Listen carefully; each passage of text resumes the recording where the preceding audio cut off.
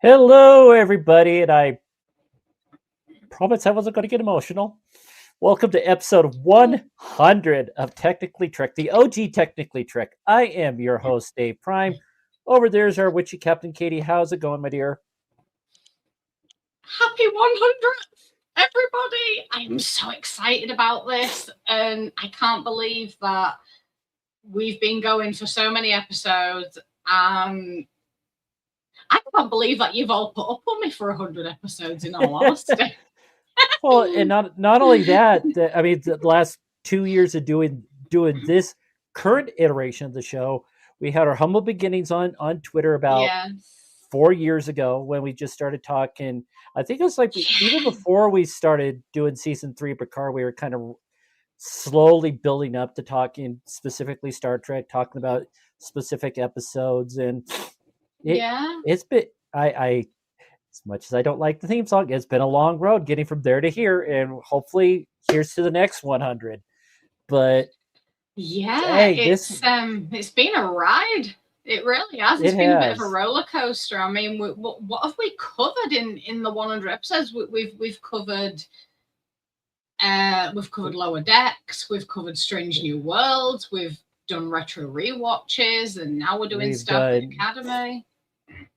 Yeah, no, we've done like season 3 of Picard as well. Discovery, if you didn't mention Discovery too. And I say Yeah, we've we done a started lot. doing this on YouTube. It'll be 2 years in June with the series finale of Discovery, but we were doing it on Yeah. Twitter back then. So one of these days I'm going to have to try and figure out search hashtags or something like that to try and figure out some of those old episodes so I can link those up so I can start putting some of that stuff on Spotify, which I've been negligent in doing because life gets in the way a lot, It and it does. It sucks really sometimes. does. And But I know more than I know as much as anyone how life can get in the way. I mean, the amount of times that unfortunately I've had to be absent from the show due to life, health, all that. But it's yes, you are allowed to be emotional, Dave, and I am purposefully not getting emotional because that'll just set everybody off and we will just feed off each other, and that is not what we need right now. So you can be the emotional one today. And I will try not to cry. yeah, I'll try not to cry too. But saying for the 100th episode of the show, saying I hate to sound negative, but it's a bit. This episode was a little bit of a downer in my opinion. It kind of sucks.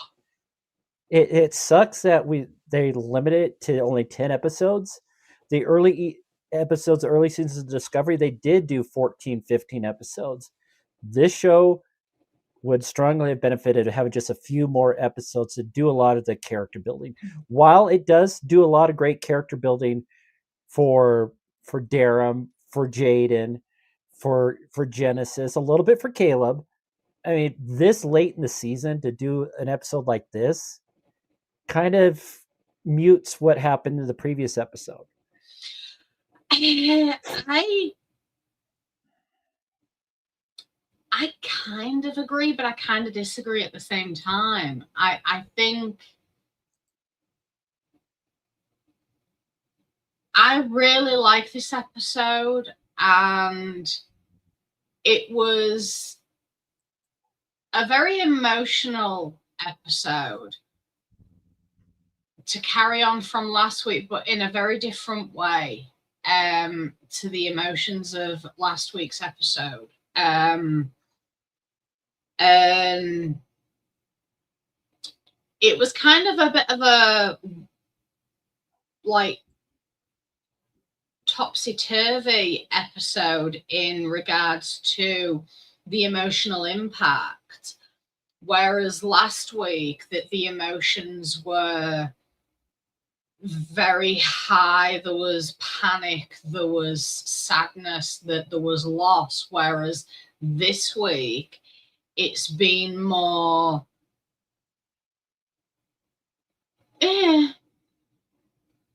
this week it's been more revelations of emotion, Mm-hmm. and I think it was needed. I really do. I'm all for the depth and the psychology of shows, and especially series, and I like how they can shift so quickly while still carrying everything on, because in all honesty, that is life.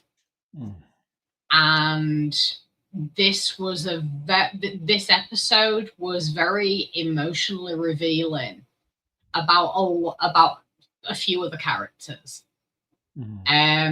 And that's one of the reasons I really like this episode. There's only actually one huge critique that I have about this episode, in all honesty. No, what's that? Or do we want to wait to talk about that part?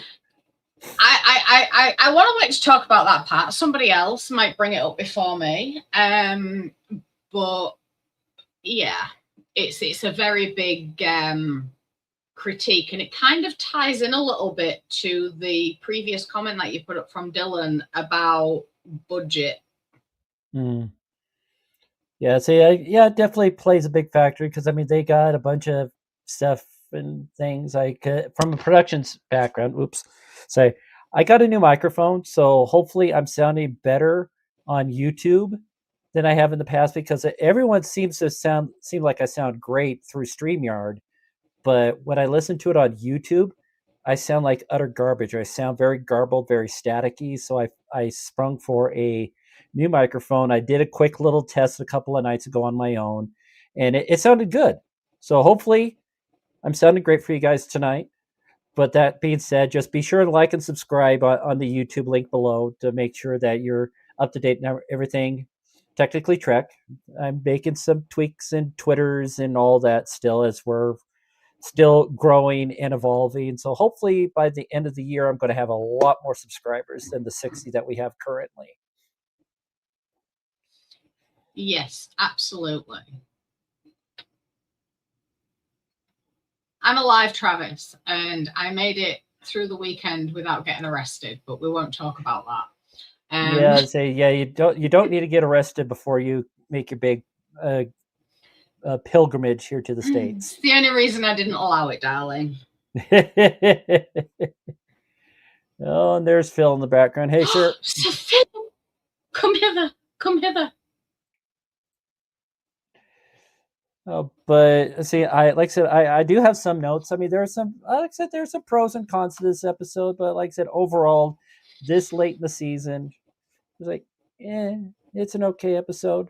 Let's say watching Trek Cultures, I don't remember the last time Sean has ever given so many downs for an episode. Saying his downs almost equaled the ups. This is why I don't. This is why, and like this is just me, myself, and I. But this is why I don't watch him. Because because I watched one of his episodes, and I can't even remember what it was reviewing and doing the ups and downs for. But I disagreed so harshly, I had to stop halfway through and like just take a minute, because I nearly said something that I couldn't take back. Not that I would ever take anything back that I say. This is why I have to really watch what I say sometimes. But he was really hating on this one episode. I think it was actually, was it an episode of Picard? I can't remember. But it was a really big episode. I remember that. And all he did was be very, very harsh. And I was just like, hold on a minute, love. Did you actually watch this episode properly? And I questioned a hell of a lot. And this is why I don't watch him, because I wouldn't like to say something that people would class as wrong. But anywho, so we got Travis backstage right now, so I'm going to bring him on board. Hello, sir. Were you stretching earlier? Did you actually have your hand up because you wanted to say something? No, I was engaging in conversation with others. and stuff and everything. So Okay. don't mind anything backstage. Well, the only people that could see it was me and Katie, but I just saw big old just arm raise. It's like, oh crap, what did I say?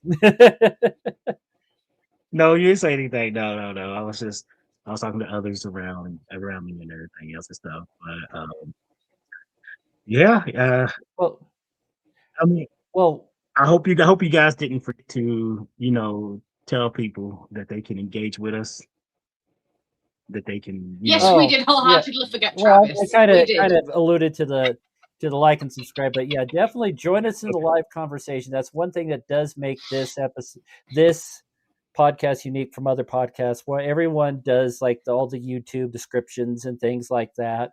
And I say we actually welcome you to come on camera, on audio if you're camera shy, just like in, hey, what did you think? What did you like? What didn't you like? Do you think we're full of crap?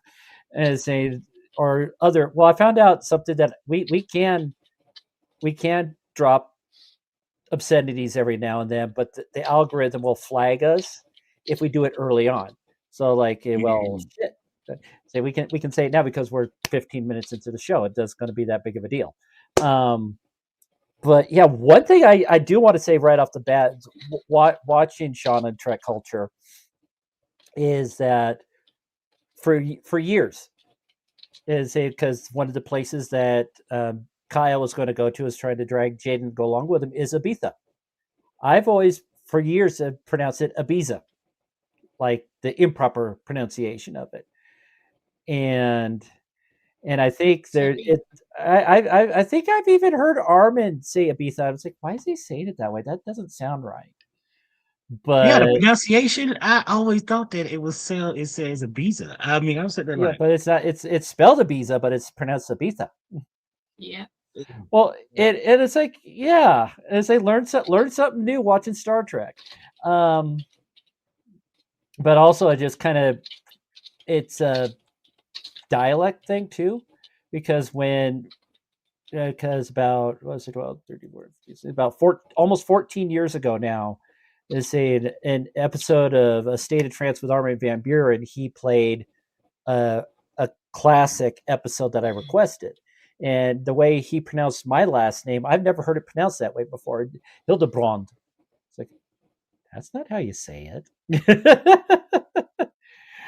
But that's what the American pronunciation is. So the way it's spelled here is often pronounced differently over there, which yeah, Ibiza is Ibiza.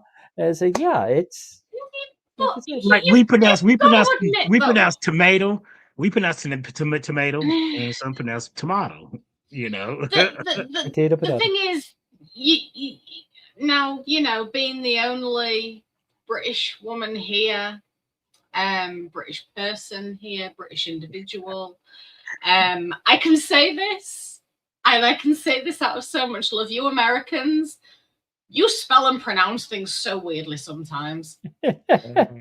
Well, we can say the reverse of you.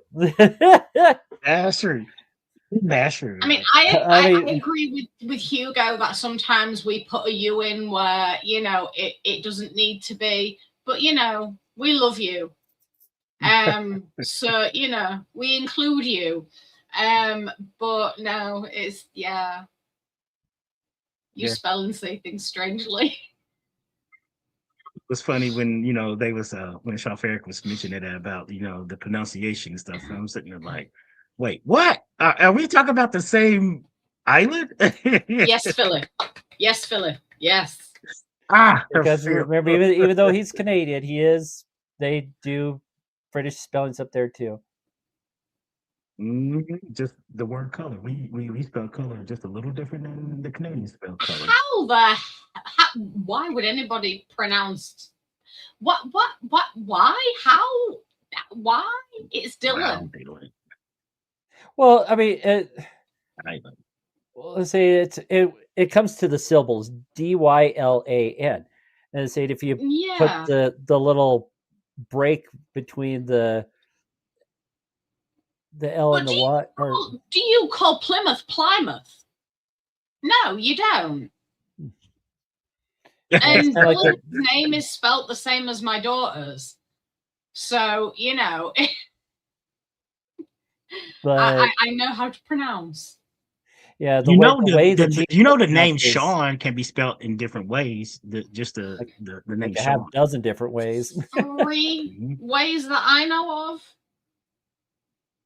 SEAN, SHAUN, SHAWN. Those are the three that come to mind off the top of my head. Mhm. I think there's Yeah. like a fourth, might be a fourth or a fifth one even, but Yeah. we digress. No. We're here to talk Trek. So, Yes, that was the technically part of the show, yeah. people. So the episode Cozine. So we fast forward 4 weeks from the events of last week's episode. So that's and say Caleb is wrestling with. Hey, I was just thinking about you, K70. See, we haven't seen you in a few weeks. Hey. I say so. There's 2 Brits in the room now. Yay. Yay! Invasion of the Brits. Ooh, ooh. Sorry. But no, Dave, what you saying about like, at the beginning, we seen Caleb was on this He's going through some issues, some mental issues with what's happened, and what's happened to his girlfriend, and he keeps on chickening out and not sending a message, and saying, we don't want you to be in pain, man. We're glad you could join us. I'm sending you lots of healing. But yeah, I mean, say it was a traumatic event. I mean, he's one that's always been on self will, is survival of him. So it's hard for him to open up to care for another individual. So that kind of ties into a lot of the stuff going on in his head.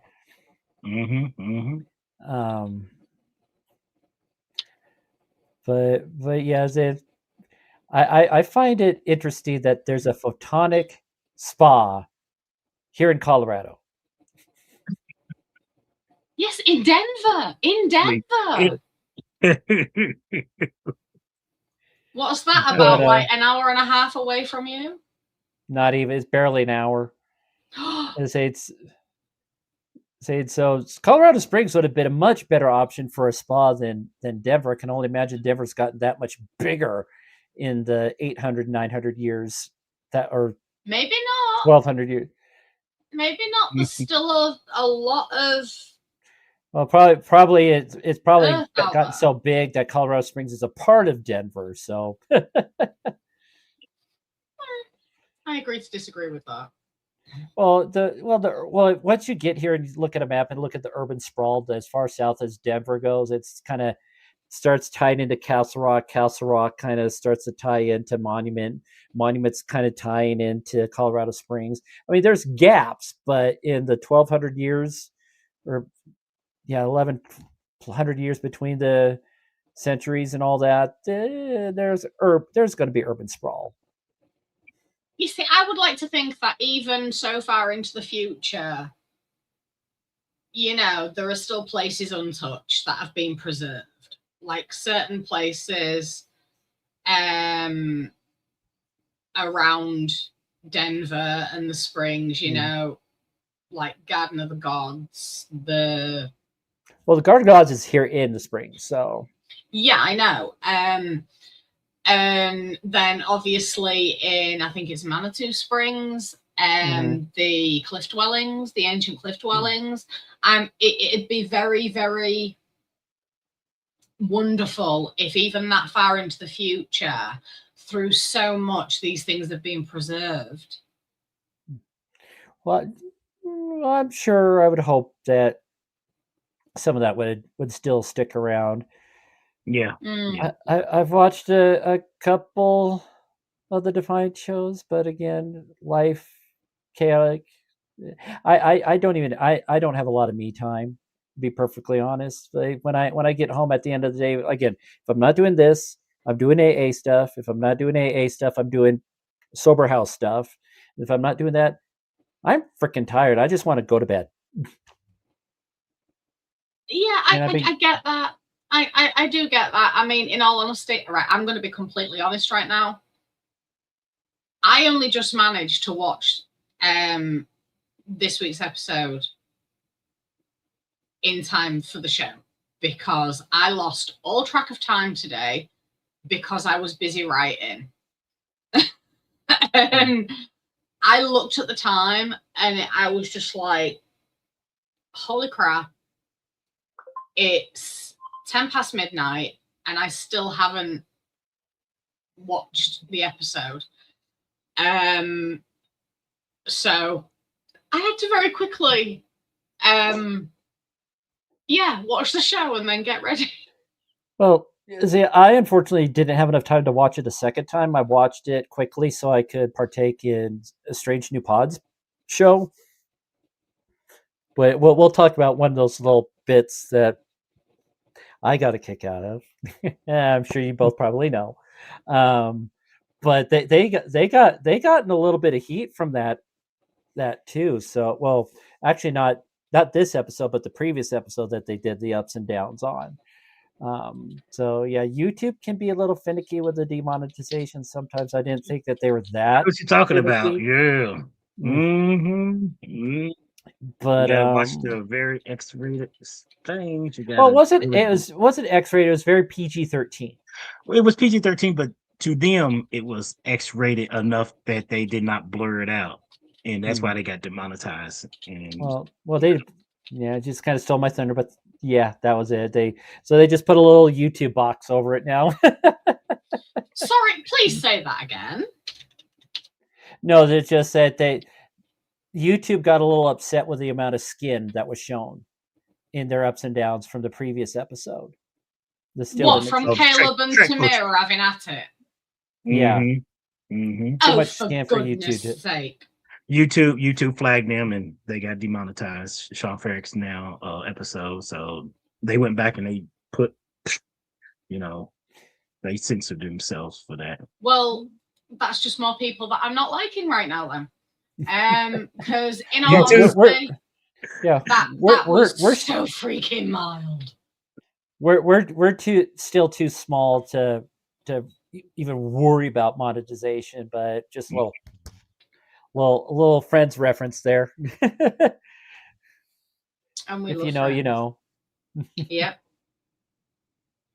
But no, I'm sorry, but why is it that this world is getting so freaking prudish? The next thing you know, nobody's going to be able to be on TV in a skirt above the knee or even above the bloody ankles at this rate.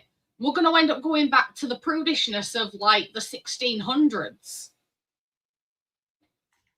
I'm sorry, but it was a little bit of freaking skin. It's not as if all the wiggly jiggly bits were on display. See the little that's I think it was Ross that did that initially. Yeah, it's just you couldn't flip the bird on TV back. I don't think you really can. But back in the 90s, you couldn't flip the bird, and then that'll set off the sensor. So they just came up with that little double fist pump sort of thing. Just gotta.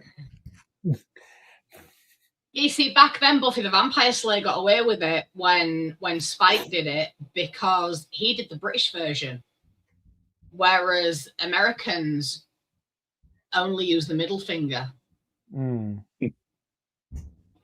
Yeah, but I think they've FCC's loosened up a little bit since then, but not by much. I don't remember the last time I've seen anyone. Well, I guess Buffy was WB, so that's like still network TV, but yeah, that was network, almost like network TV, cable TV. Yeah, cable TV you can definitely get away with it more, but no, I think it's silly. I mean, all right, let me just say one thing here. Does anyone remember that episode of TNG where they were on a planet? I think it was the planet where Wesley nearly got executed for going on the grass. The people on that planet, yes, Justice, thank you very gladly. The people on that planet were showing a lot more skin, or just as much, as Caleb and Tamira. Well, they wasn't engaged in. I was gonna say they wasn't engaged in a sexual act like Caleb and Tamira was, and that's how that's kind of the catch-22, you would say. It's like, oh, you can portray it and everything, but they're not, being sexual with they're not being very sexual with themselves and suggestive and stuff and everything. Like Caleb and Tamara, they were. Well, what are they supposed to do? Dry hum? But Next Generation was syndication. It was picked up by whatever TV station wanted to. I don't know if there's like some looser restrictions in that regard, but with like Friends, with Buffy, say those were actually on a network station itself. So the FCC might have been a little more strict in that regard. But Paramount, for example, Paramount is the perfect example because that's like the home of Trek now. That's where we're all watching Starfleet Academy. Most Trek. Well, yeah, like the good Trek. But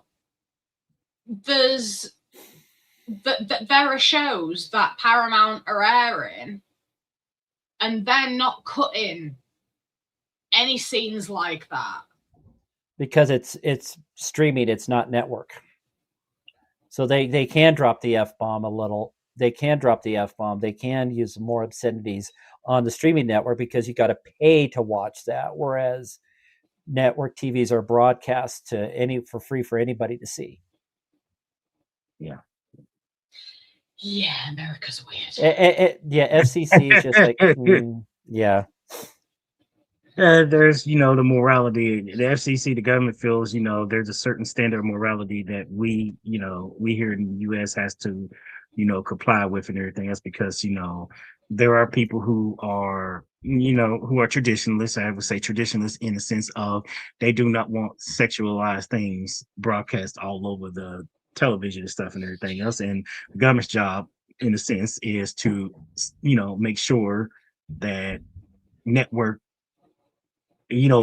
are obeying, the airways that they are allowed to with some restrictions and stuff and everything. But, that's neither here nor there. But at the end of the day, it's part of life. Sex is a part of life. The LGBTQ community is a part of life. But that wasn't all that in your face. Yeah, fair enough. It was a huge opening scene, but it was done very tastefully. Oh yeah, I agree totally. Yes, I see nothing wrong with it. And you know what? For years and years, the Brits were called prudes. And yet we were the ones having the fun, and it was the Americans and the rest of the world that were censoring everything. And I'm just like, come on, this is all a part of life. And people get into a relationship, what happens?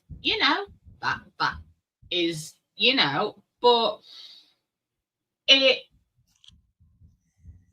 right, fair enough. Cursing isn't needed, but it happens. It is a part of life, and it's going to be.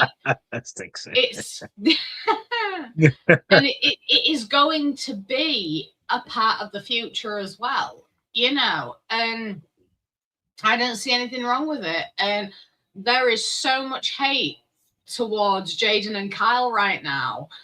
I am just so angry at a lot of the Trek community right now, because at the end of the day, relationships happen. And also that they're going on about, the first gay Klingon. Hold on. Maybe it's the only first gay Klingon broadcast, but guaranteed there's more in the Klingon race. Oh yeah, absolutely. Yeah. I don't see anything wrong with it. And at the end of the day, they make a really cute couple. Sorry. Real quick because I know we got technical off track and everything. I kind of Sean Ferrick did mention this. I think Katie probably. I don't know if Katie will be on board with what he said, but he was like, He said, can we sensing that there could be a polyamorous relationship between Jaden, Kyle, and Dameron? That's what he said. Because I was starting to think that in this episode tonight, because I was just like, the way they were. Yeah, I feel. I could actually, and then like the kind of sort of like hate, non-hate between Kyle and what's his name? Darren? Darren. Yeah. You know, I could see them being together in a relationship. I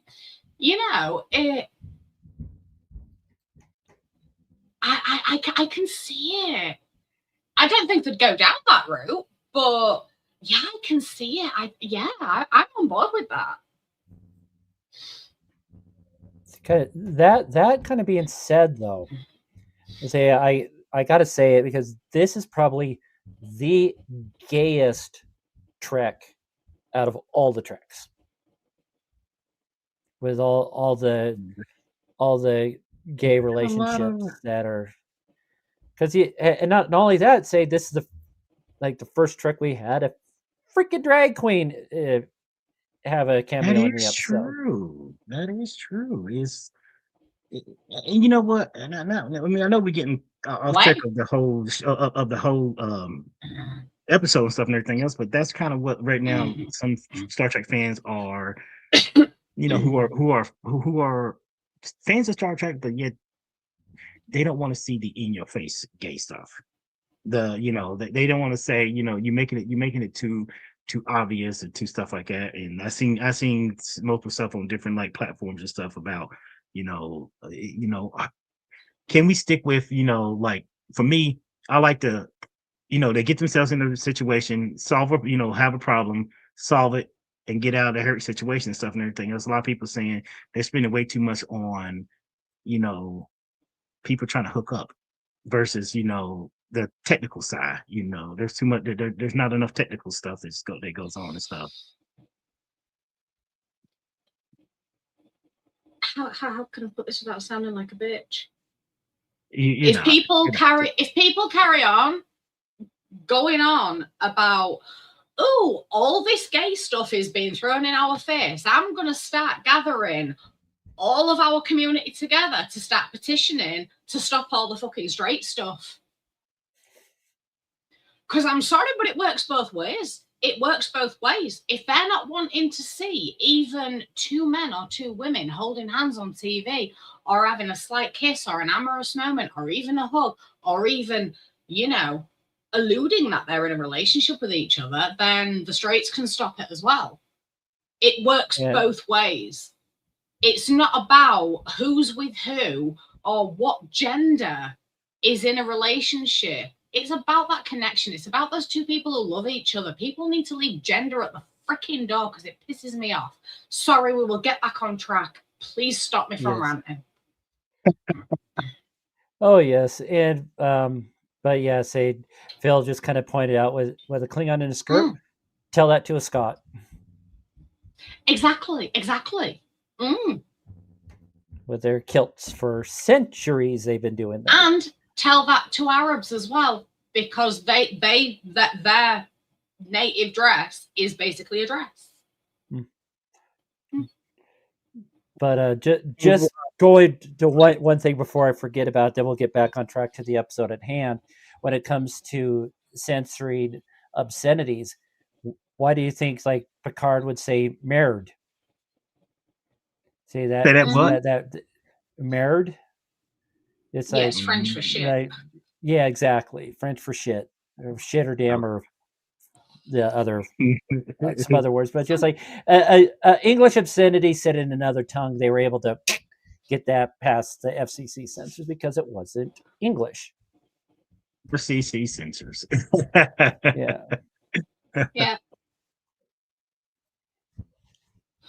Oh yeah. Thank you, Dylan. Yes, thank you.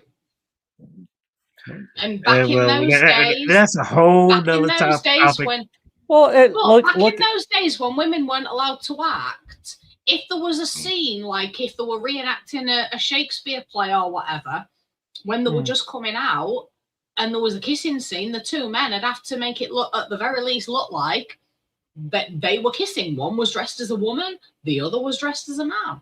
Nobody found that in any way, No.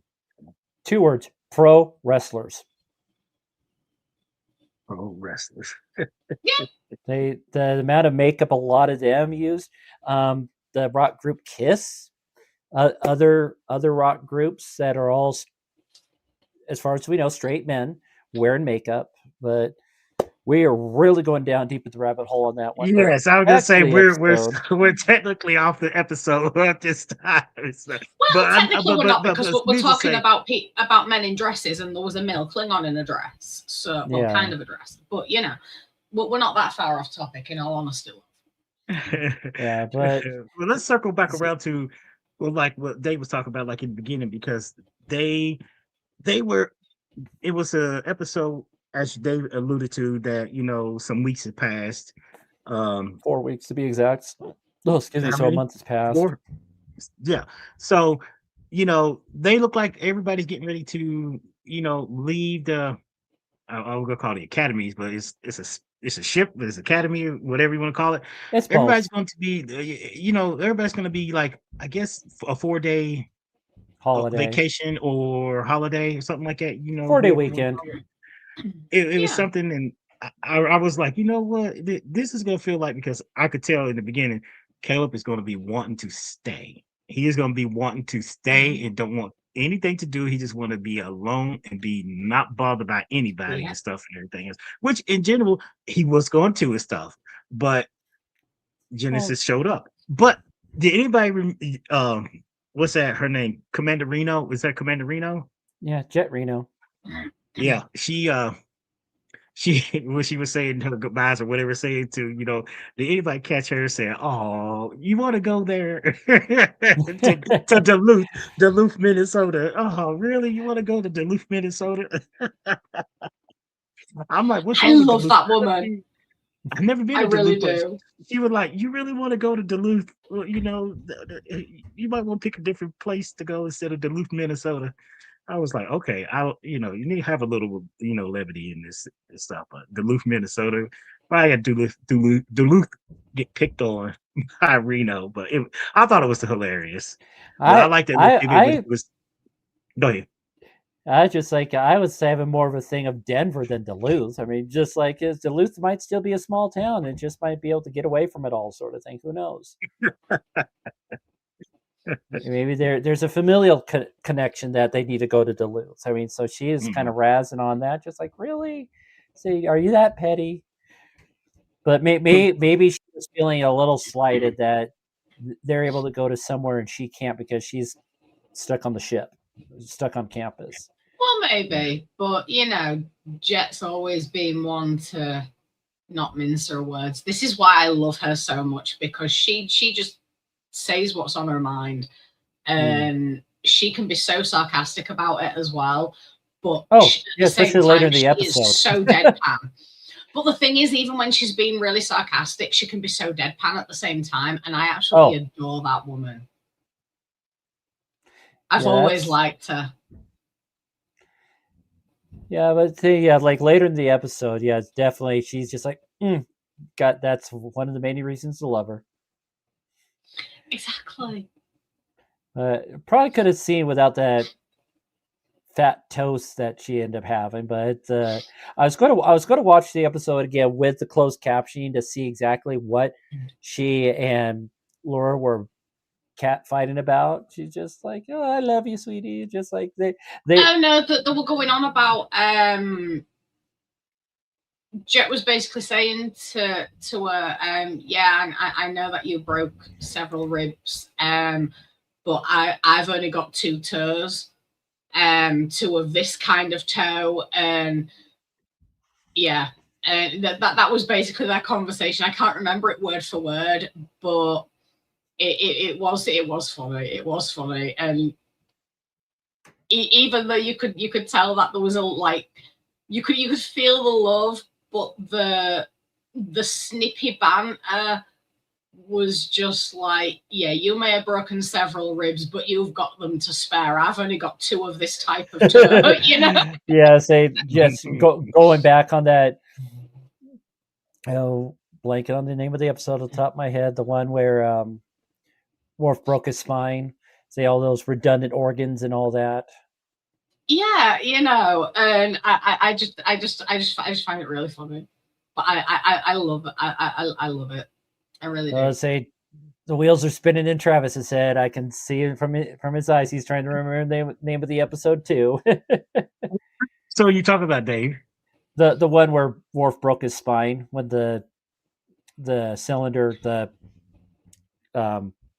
when Worf broke his spine. Oh yeah. That was in the fourth season. It was in the fourth season. Yeah. Hang on. I can think of it. And you can't think of it off the top of your head, so now I don't feel so bad. No. Toby Russell was the name of the doctor. I was going to say Identity Crisis? I don't know. No, Identity Crisis was the one when Geordi got turned into that thing. That's right. That was Geordi and stuff and everything else. No. Ethics. Thank you. God, Katie 5, for the win. 16. Was it season 5? Dang. Season 5, episode 15. Season 5. Ethics. Yeah, it's been a hot minute since I've seen that, but yeah, I remember that. Yeah, same. Which, by the way, I'll talk backstage. I got an idea for the first 2 episodes we're going to do after we're done with Starfleet Academy. So, see what you guys think. But yeah, went totally off the rails on that one. Brain is trying to brain. So weird to say. Well, let's talk about Darren getting kidnapped.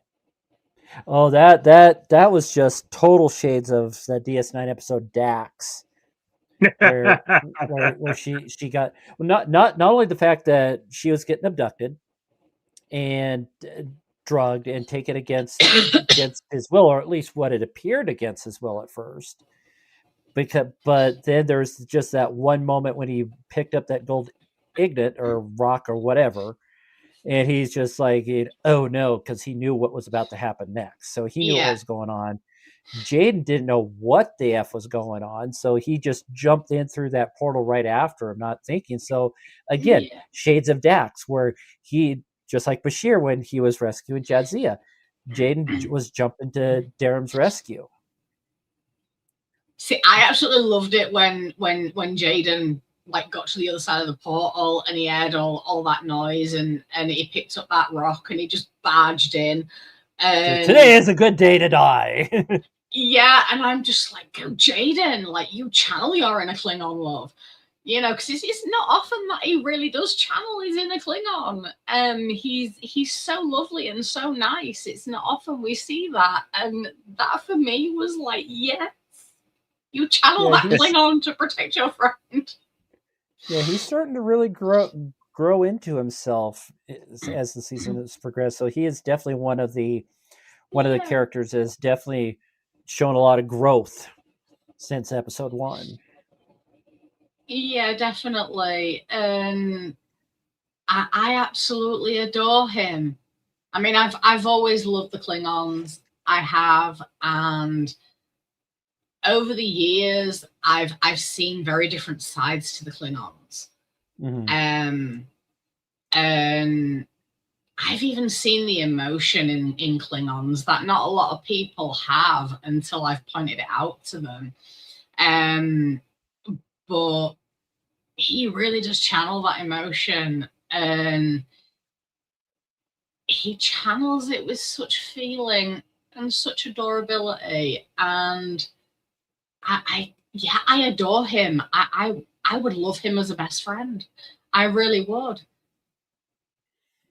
Oh, and just to backpedal that a little bit, the same way when Jaden was holding that Hawaiian shirt, just I don't know, the revulsion, the look on his face, he just wasn't too keen on it.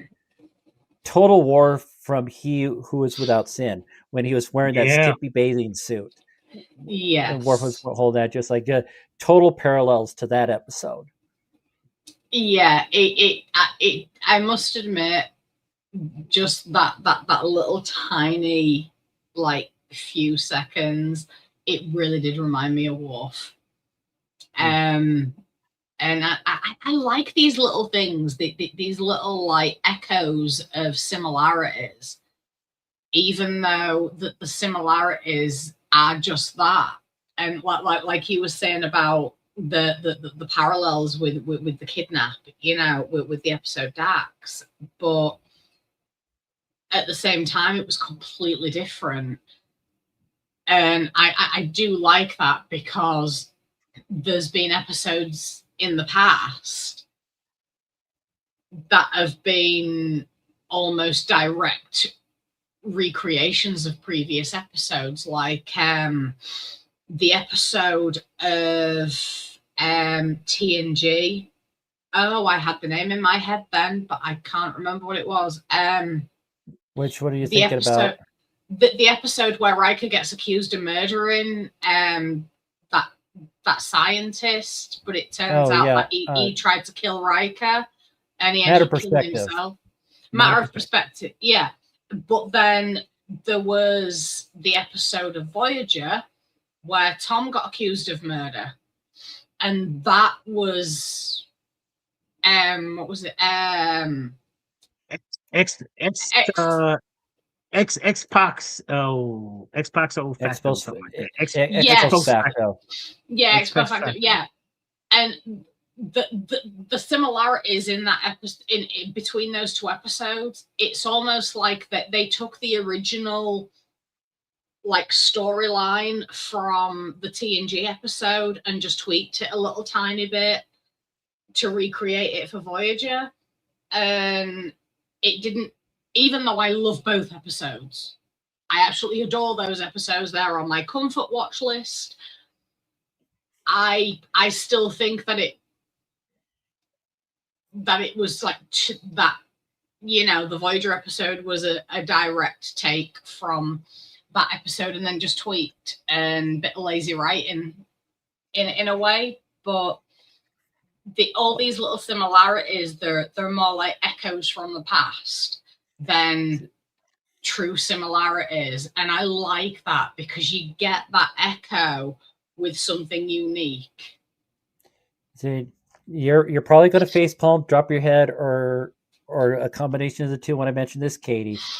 But there's another episode that has allusions from this one, Amok Time from original series. Yes. Amok Time. Oh, okay. Yeah, because just without the sharp, pointy instruments of death. Yeah. Other than the Hurricane Stone that Jaden was hoisting at the beginning. Yes, yeah. I'll give that one, because you got a character where it was a marriage that was arranged when they were kids, and the male character, in this case Darum, wasn't too keen on it. He just would rather not do it, but he's doing it for the right thing, because that's what he's supposed to do. And that's as essentially what he's telling Jaden. This is something I have to do. I don't want to do it, but I got to do it. And at the end, they both Spock and Darren were able to find ways out of it through radically different results, but they were both able to get out of it at the end. Yeah, I mean, you know, I'll give you that. Kyra, it was so funny when they was actually married. Then she demanded, you know, she basically told him, you know what, we're ending this marriage, you know, just within, I guess, probably 15 minutes or so, or whatever it is, after they, you know, and stuff like that. Kyra, I believe that's her name. She seen that. She was like, you know what, you lied to me. She was like, you lied to me, and you wasn't up front and everything else. You know, you don't want to do this, you know, so, you know, you just need to basically null and void the wedding and stuff and everything else, and you need to just go back to Starfleet, because that's what you really wanted. Because apparently, I guess when Jaden was given that toast or whatever it is, he described Darren in a way that she said, I don't even know this. Who is this person? You describing him and everything else and stuff. It's like, you don't belong here with us, because you you found your own place, I guess. She said, I'll be the single ruler for the first time in our history and stuff. She said, I think I can do it. You see, I don't like the fact that he lied. I understand why he did, but I don't like the fact why he lied. I don't agree with lies. You know my stance on dishonesty. But I'm glad that she pulled him up on it, because he is a very different person to who he was even when he started at the academy, and he has gone through so much growth. He's gone through as much growth as Jaden in a way, and those two have been very closely connected from the off, even though they've had a very up and down relationship. But they've both helped each other a hell of a lot, and they've encouraged each other to be their true selves, you know, their authentic selves, regardless of what people think. And you know, the fact that she pulled him up on it and said, look, you're not the same person who I love, you know. Yep. I love you, but she basically said, I love a version of you that doesn't exist anymore. And you know, I'm glad that she did that. And she, oh, my gay gone. There he is. Oh, and a surprise. Oops. So that's pretty much it. See, so I didn't mean to cut you off in the middle of the sentence, but see, I gotta pull out so other people can there see. We go. I'm just scorned that way. Yes. Yes. So that'll be ready in a few weeks for shirts. Adore the gay gone. For shirts and mugs. Oh, my gay gone. Oh. The gay goer. Yeah, we got another person who's joined the chat. Oh, hi. Now if I can just remember how to lose. Welcome, Phil. Welcome, Sixer. Can't stay long. I thought I'd just drop in and say hi to let you know I'm still alive. I just had a lot of things going in my life, just like you. Yeah, so, see, like I said, my ankle, I got things. Plus, like I said, time zones. I'm not an insomniac, so I can't be on all the time like a certain person we know. Yeah. So I've got a lot of things as well to sort out. I've been working on Blender, doing as a little special project for the last chapter of Defiant, and this is going to be all done by me, not my animator. There's some areas there is. This because I said I'm learning to use Blender at the moment, and having some good results, sort of. It's not easy. I gave up on Blender a lot. Oh well, I did for a while. You know, I thought I can't do this. Yeah. And when I was learning, I was using YouTube tutorials, and the first person said, which was good advice, it says, chances are you look at there's lots of things there, it's all quite debilitating and snarling beast that's growling at you right now. But he says, much chances you won't be using 90% of that, what's on there. So, yeah. Yeah. Well, we appreciate you stopping in, Sixer. It's been a hot minute and everything. I hope. Yeah, I said it's not going to be for long. I just dropped in to say, yes, I'm still alive. I'm not always going to be here, as you probably noticed, because other obligations. Plus, like I said, I'm not an insomniac. And we know. Miss Katie. And to be honest, I'm not a big fan. I told you, I've said it for many times, and I'm probably going to say it again to sick of me here. I'm not a fan of New Trek at all. Full stop. Full stop. Me and Katie, New Trek has gone off format of what Star Trek is, in my opinion. There is a format. There is a format, and it's gone way off. But there you go. That is just me. Like I said, I welcome people with different opinions. I mean, people have different tastes. I'm a generation from, so that's me. I'm old school. There you go. Some people like Pepsi over Coke and vice versa. Yeah. I don't mind if you like New Trek. by all means go there. Just don't expect me to like it. If you do, then you're going to have problems. I don't expect anybody to like anything.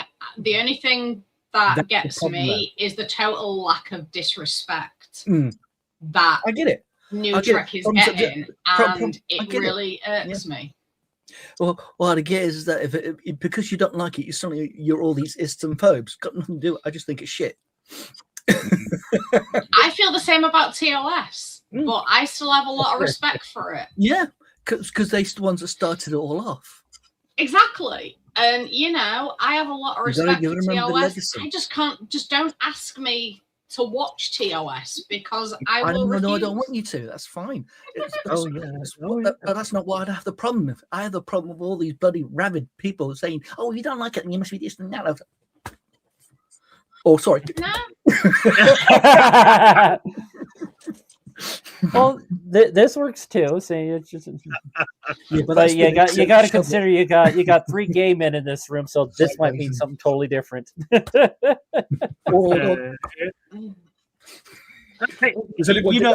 I can't believe I went there.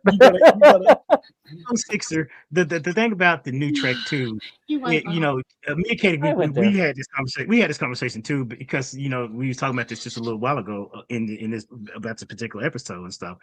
And even Sean kind of admitted too that that this show may not be the target demographic of people who are in their 40s or older, who grew up on more seasonal Trek and stuff and everything else. And it's bringing in the appeal, but yet yes, there are people who are going to be of our age who are going to enjoy it. Like, you can enjoy it but like not like it in a sense, but like just for entertainment reasons, stuff like that. But it's just like some people just look at it and be like, as you put it, I have seen people say it has gone really way off the rail. I hear the word, I'm not gonna get too much into it, but the word woke a lot. There's a lot of people who say I'm a fan of Star Trek, but they have gone too woke in the sense of just absolutely craziness and stuff and everything else. And I'm like, yeah, we want to get down that. If you like it, by all means, watch it. Just don't expect me to like it. As I was telling Katie earlier, and Katie had it, I said I seen some in different like Star Trek outlets and stuff that the whole same-sex stuff is more prevalent in it's been more prevalent, especially when Discovery came aboard. When Discovery came on the scene and stuff and everything else, and a lot of people was like, trying to forget that.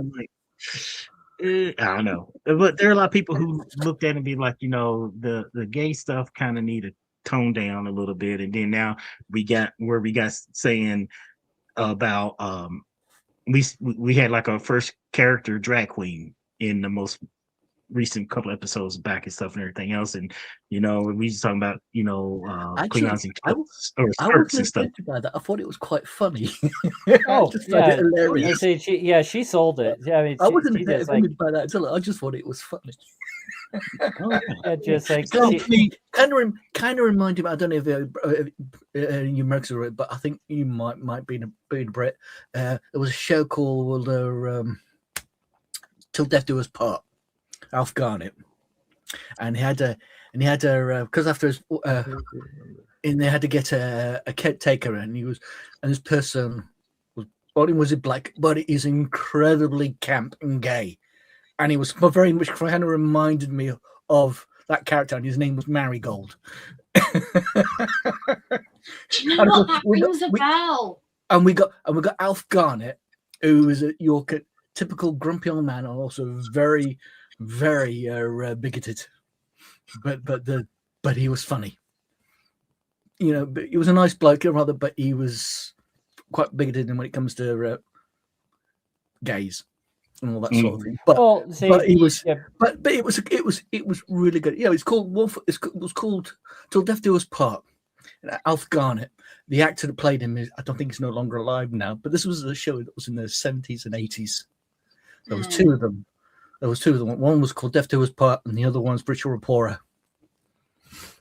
I recognize the name of that show. What was that? Sorry, Richard Rapora and Death Do Us Part. Death Do Us Part was the second one because his wife died, and so did the actress that played her. She died as well. Yeah, I have seen a few of the episodes of that, but I mean, my kind of like comfort zone was like some others do have them, and I am being served. Oh, I like some. I do love Ain't of Hot Mum. That's my favorite one. I did like that. Oh, that was brilliant. Yeah. Oh, I loved it. Yeah.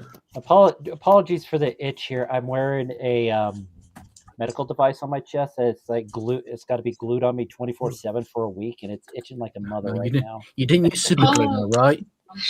Well, it's got super glue-ish type stuff. They actually had to take a razor and shave what little chest hair I had there. No. But yeah, so but she said it's going to have a bald spot. It's like, I'm blonde. So it's not going to show. Phil and Sixer, this is our 100th show. Oh, so I'm glad Phil introduced Thank this, caricature. Thank you for stopping by. But this is, technically Trek's, 100 episodes. Don't wish to say that, but we've actually crossed the 3,000 mark. Woohoo! So I say cross. We're at 3,030. Okay. We're a little bit disappointed at the moment because we put our last chapter we put on was 10, and it was last chapter 10, and that was our lowest viewing ever of the whole lot, and we can't figure out what the hell went wrong. We've other we've had other chapters. Well, mind you, we look at all the other chapters and on all different levels. So, I mean, they're going to put down more time than Bill Clinton's trousers. So, but yet, this last one has really low. So we couldn't figure out what it maybe algorithms or something, or maybe people were losing interest. It's all about the algorithm. Oh, people losing interest. I mean, my animator was a little bit disheartened. He wasn't too sure he wanted to carry on. To be honest, not even finish all the chapters. So possibility. I hope he doesn't, because he says this has kind of disheartened him at the moment. That if he does decide to call it quits before he finishes, I told him to give me all the resources he's done. I'll try. It's not going to be perfect, but I'll try and finish it. You're not going to get the quality of animation with me that you do with him.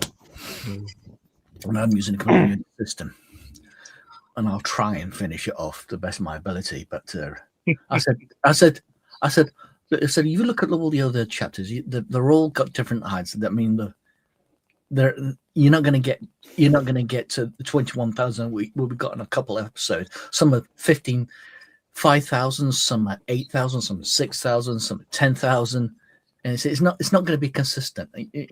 So we got one out of how many? That's really low. This one is probably about 2,000 something. So.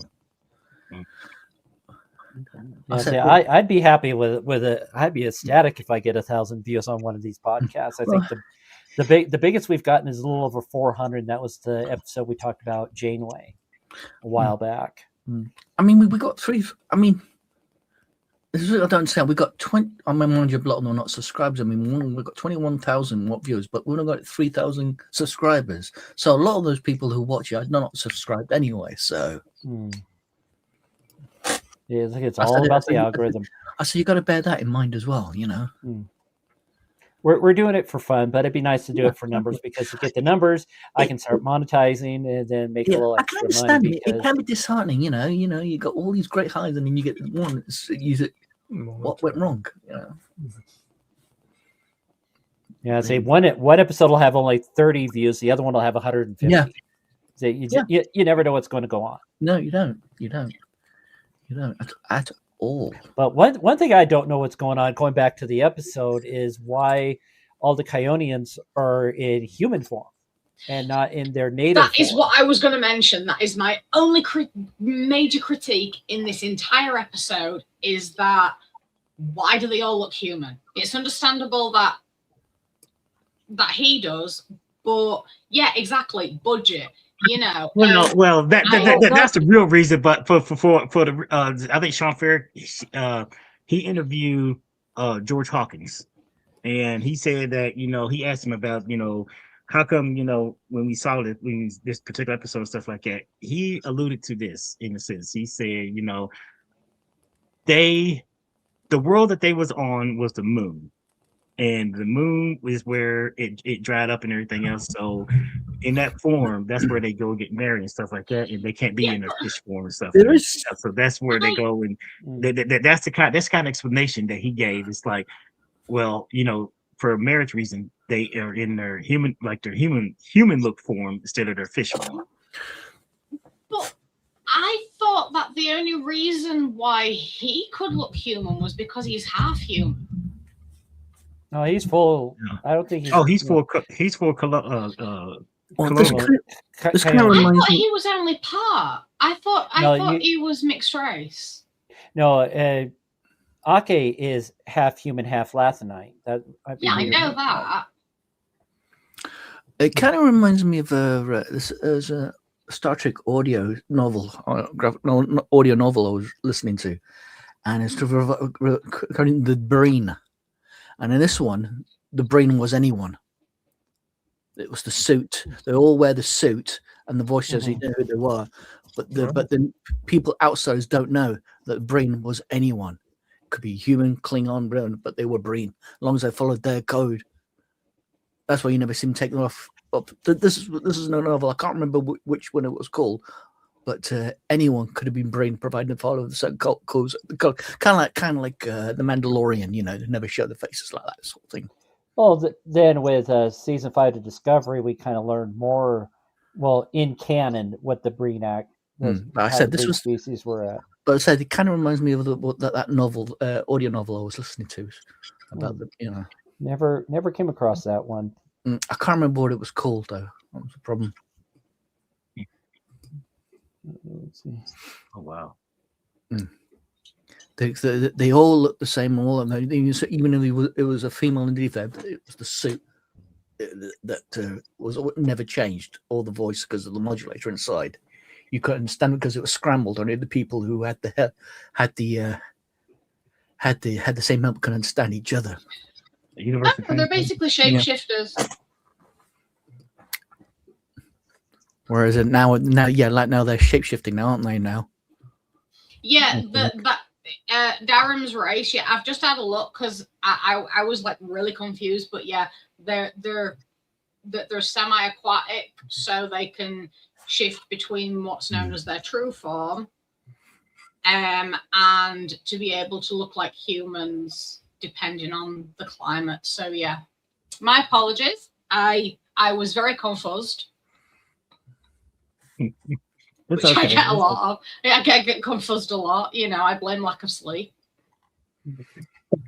I understand that. Oh, wish I could really sleep right now. My ankle wasn't keeping me awake. Was it a Titan novel? Do you know, Sixer? Or I couldn't. I said no, it wasn't a Titan novel. No, that I do know. Because I just did a quick Google search on it. It says that there's the. I think it was a few novels before the Coda series. Because they changed the timelines to fit the era that it is now. Yeah, because Bashir and Esri were undercover in the Breen homeworld.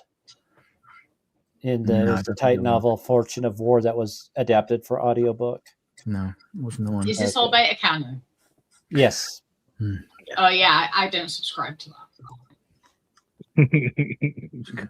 Yeah, see, I got a lot of audiobooks. I don't read them because I'm dyslexic, so it's good to listen to audiobooks. And there's been some good ones I've been listening to. I'm trying to remember what it was called. Yeah, it's gone. It'll come to you just as you're about to fall asleep tonight. If I fall asleep, and if I do remember, I'm not going to let it keep me awake. I'm going to just fall asleep. Don't you dare keep me awake. Do you know what? This is why I used to keep a notepad and pen next to my bed, because sometimes I would be just bobbing off, and then an answer had come to me from nowhere. And instead of letting it keep me away, this was way before my insomnia started, I'd quickly write it down, and then it'd be out of my head, and I'd just go back to sleep. Oh, ow, that hurt. My ankle clicked. Well, I think you even heard it. No, my. Yeah. I've got a good mic, you probably would. He has a very good microphone. Yeah, that was the sound of agony. Oh. I understand. I'm actually waiting to see if I need an operation to reconstruct my Well, arm. I've just had you say that. This is my second surgery I had, and I'm still having problems. I just had an MRI scan. I've got to see my surgeon next month, and then we'll see whether I need to go in for a third time. Yeah, see, I went in to see a podiatrist last week to got an X-ray done on my feet and stuff, and even though I know I rolled my ankle really bad about it over a decade ago, they said the X-rays look fine, which is weird. Either that, my body, it was such a microfracture, the fracture healed, or something. I don't know. See if I show you. Yeah, I've actually finally got a date for my MRI. Which is March 9th, and then I see my consultant on March 18th, and that's when I'll find out if I need a reconstruction or not. Don't even want to put me on full screen. I want to show you. This is what my ankle looked after my accident 3 years ago. Okay, if I can bring it in. Oi. That was my ankle after my accident. That's a little bit swollen. Just a little bit. It's like somebody got a tennis ball and put it underneath my skin. Yeah. Wow. Yeah, that was 3 years ago. Yikes! Yeah, I'd say my ankle didn't swell like that when I rolled. I mean, it probably swelled like that for a little bit, but it just right back down. And then it turned into that. Ouch! Hold on, let me get you back to full screen. Not the full screen I was going for. Phone. Let's try that again. Or phone, but yeah, that is. Yeah, that looks pretty brutal. Yeah. This is why we need Trek Tech, because it'd all be cleared up in no time. Just we fixed. Yeah, you know, that is what the two things that I would absolutely love to poof into existence from Trek is the transporter system and the medical technology. Because, and replicators. Oh no, screw replicators. The transporter system and the medical tech. I think the good thing about I said that was 3 years ago. It got me because I had nothing to do. It forced me to learn to use Blender. I needed to do something. So 3 years I've been doing Blender. I still don't know jack shit about it. well, I'm better than I used to be anyway. But so back to the episode. One of the highlights, in my opinion, the warp slug. Isn't that adorable? I want one. It's so cute. So put a warp slug and a moopsie together. Who knows what you'll end up getting? A warp moopsie. Oh dear God! Sorry. Say no bones will be saved this is for the cute. warp moopsie. This is cute. Oh my God! Oh no, moopsies and warp slugs are cute. They are adorable. Snuggle them for me. But no, honestly, that little warp slug, I absolutely adore. I really do, and I wanted to bring it home and have it as a pet, and I wanted to snuggle it. But yes, did you see what it did to Caleb's ears and his eyes and stuff when they was playing that? Stuff and everything. I don't know if you should put your hand in the warp slug solution and stuff, because it would be very. Let's just say the more slimier it is, I guess the nasty it can make you turn into. Which the side effects that Caleb was experiencing was similar to what Kirk was going through when McCoy injected him with random stuff there in the Star Trek 2009. Yeah, getting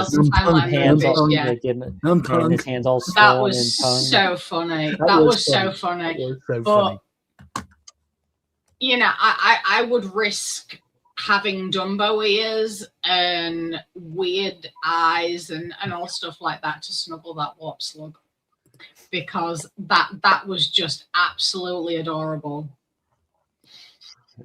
What also was adorable, at least in my opinion, I'm sure in some of the others, is just before that, Caleb sunning in the atrium in just his little tight little boxer shorts. With the silhouette of the Star Trek Delta symbol from the atrium skylight. That was a nice little touch. That was that whole scene was quite nice. But Dave, I say this with much love. You perv. But that's what got Trek culture demonetized. Yeah. That scene. Well, actually, no. They covered that up so they wouldn't get demonetized again. And the creative little YouTube logos over the nipples and things like that. But the thing is, you see that on the beach every single day. You know, exactly. You see men walking around. You see, this is my argument. Women can't do it. Why should men?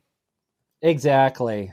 That is my argument. You know, I mean, I don't mind seeing topless men. I mean, I do because it's not my thing. But you know, I in the grand scheme of things, I don't mind. It doesn't bother me because at the end of the day, you see that in a summer. It's legal in Ontario.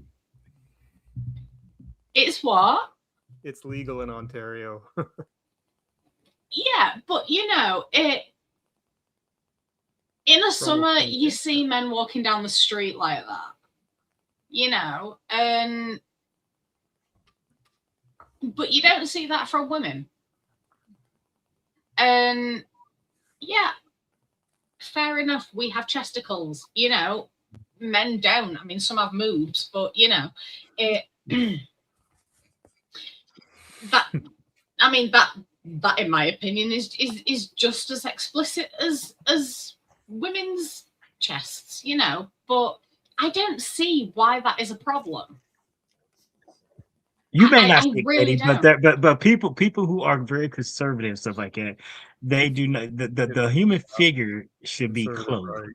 Right. You know, I mean, human, regardless of male or female, you know, people think modesty is the best way to go instead of. I said I've got a daughter, so yeah. Well, exactly. You know, it's. You know, and it's understandable why it's inappropriate to show a topless woman. You know, but yeah, you're free to titties.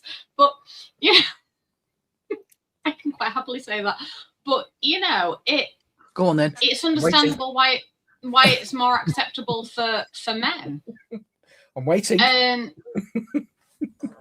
Not tonight. I can't be bothered. I got a headache. Yes. I got a headache. I didn't show my chest. I'm washing my hair. I didn't have time to do that tonight. That's when my hair's up. But no, I don't understand why people have got such a problem with a guy sunbathing topless. At the end of the day, all his important bits were covered up. And it's something that people do in general. They sunbathe.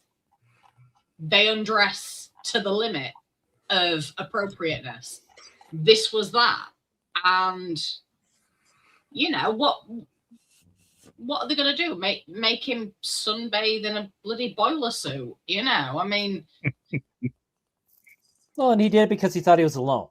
And then Genesis shows up. Genesis essentially bullies him into like doing some things that he knows he shouldn't be doing, but he went along with it.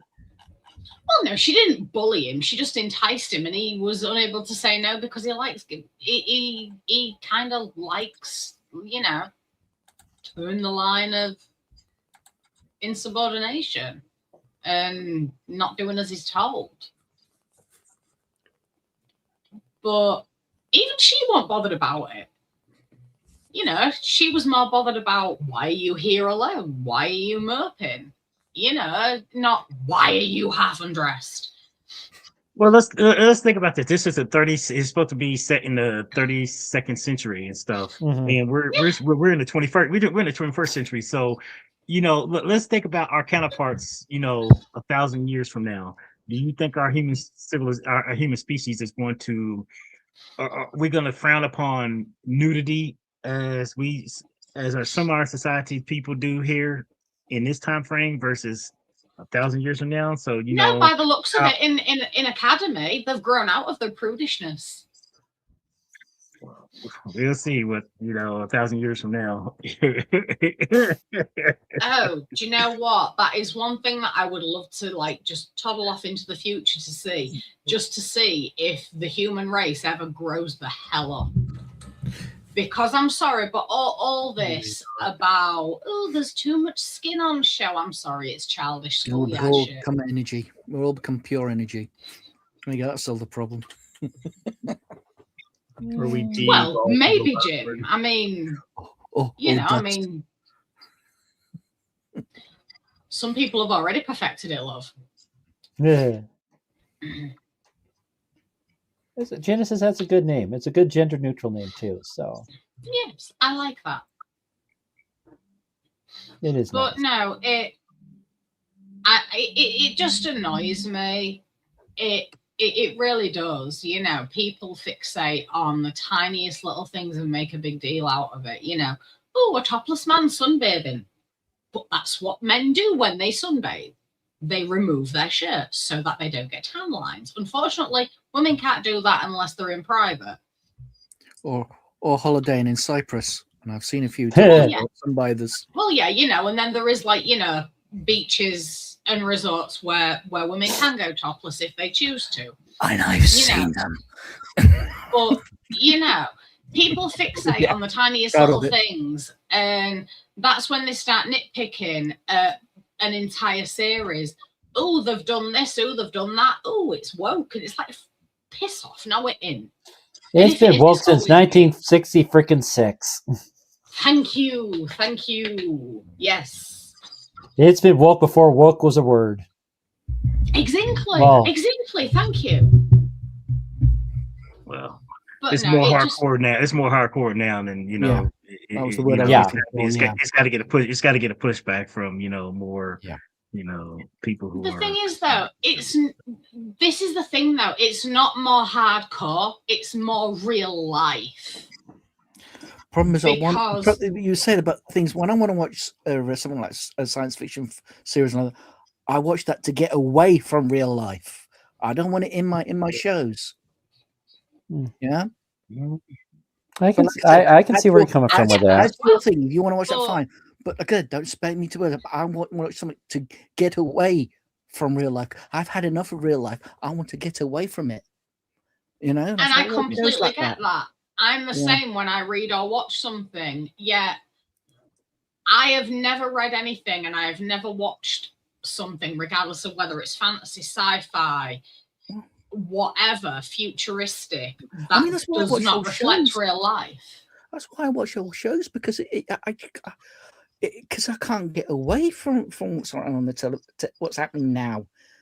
I have to watch old ones, but just so I don't end up screaming at the TV or start doing this, find something, So I watch shows to get away from real life. I don't want it inserted in things. I'm trying to get away. Same with games. I don't play the new games because it'd be in and again, real life is being injected into games. Why? It's always been the same. It's always been the same, but the thing is, Roddenberry's vision to kind of go beyond, right? This is how we've evolved beyond these nonsensical things today. We're discovering things new. It's supposed to be reflective on what we deal with today, but his vision was how Earth was now a paradise. It was things were good here. Now let's go on and see what else is right. Yeah, see what's out there. And that was part of the side of it. I mean, that's pretty much what I liked about Star Trek Enterprise. They were very naive. They didn't, what was happening out there. They think, they honestly thought at the time, it was going to, it's going to be easy. It's going to people have fun. Going to make new friends and all that sort of thing. And then start to realize, hang about, no, it's not what we thought it would be. So very naive. Yeah. But there you go. Yeah, that's one thing too that how I feel. Well, I don't know if you feel like me, Six or stuff like that. I mean, I mean, I'll watch some of the new Trek for entertainment reason, just entertain stuff like that, just like what's going on, like let's see and stuff and everything. Yeah, like this particular episode, it didn't really jump out at me, as Dave said. It wasn't to me, like it was just like, yeah, okay, it was there was some character development, but then I mean, it kind of fell flat in a sense. For me, what I always thought of Star Trek growing up and stuff and everything else is, they get most of the times you will see they get themselves a problem comes up, they got to figure out a way to solve the problem. And it's one of those things about like something technical and something this that and everything else. It's like I miss that kind of way of looking at Star Trek. It's like we got to solve a hairy problem, we got to use our head, collective thinking and stuff and everything else. How can we get ourselves out of this situation and stuff, and there's no like B plot behind it or something and everything else. It's everybody focused. There could be like a little B plot, but necessarily. But I just kind of feel like a lot of the new stuff has not done that way and stuff about like the formula. Yeah, format. Yeah, as I was saying, go back to format again, and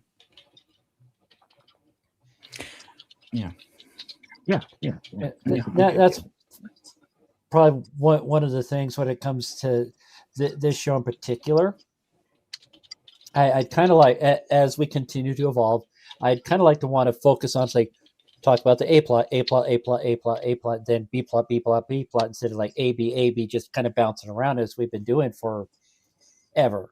They say, I don't know, maybe just tweaking the format a little bit, see if maybe that'll flow a little bit better, because I mean there's a lot of great stuff in both the plot lines of this episode and others that just kind of fell a little flat.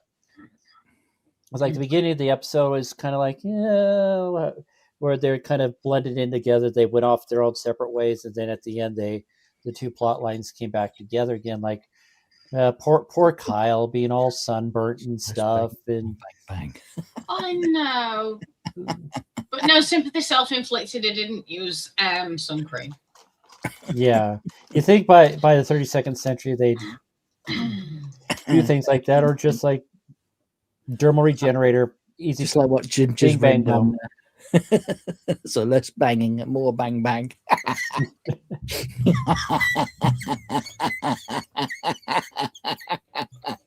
Isn't that the same thing? Yeah. Whee! You see, I actually didn't read it as that. I actually read that as so less banging and more gangbang. Oh my. That's what I saw when I read that. This is why I have to be Welcome to Technically Trek, everybody. You got it. Join us if you want to join our conversation. There's the in the description the link down to to join us if you happy to again, if you like the episode, you didn't like the episode, you're liking what we're talking about, you don't like what we're talking about, don't be bashful, don't be shy, come on camera, come on microphone, at least so we can hear your lovely voices. And so just kind of dig into this episode, which like and subscribe. That too.